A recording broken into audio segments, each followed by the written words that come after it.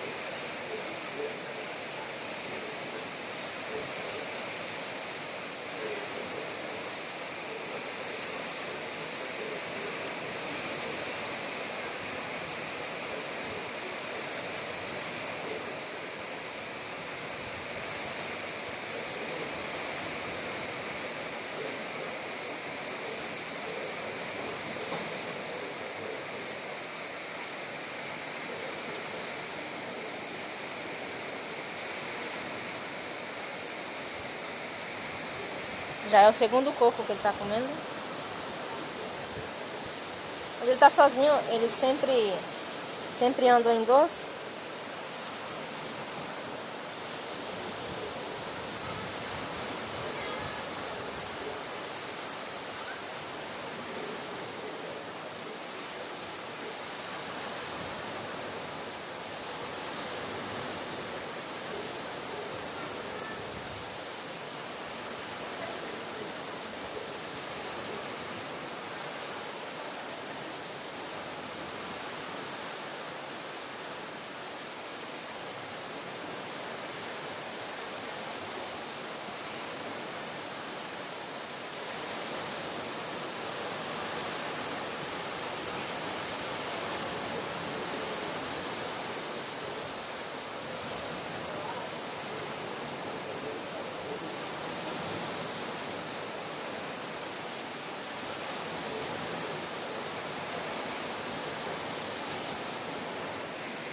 Agora aqui as gaivotas.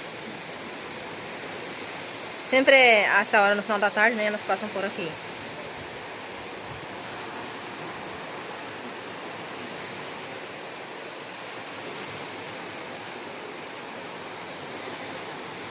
E o louro continua ali.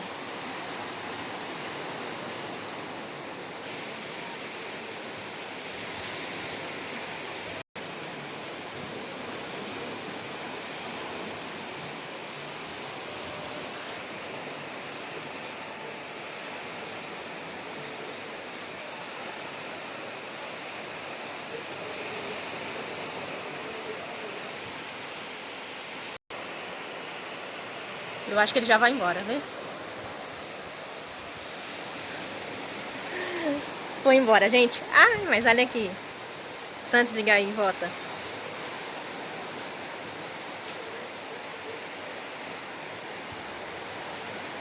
O louro comeu 2 coquinhos e foi embora.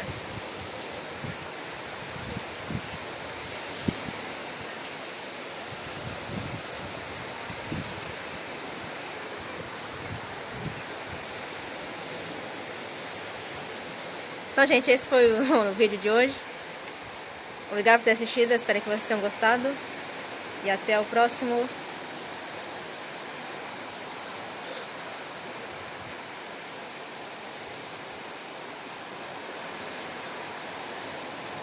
Aqui é um passarinho pequeno.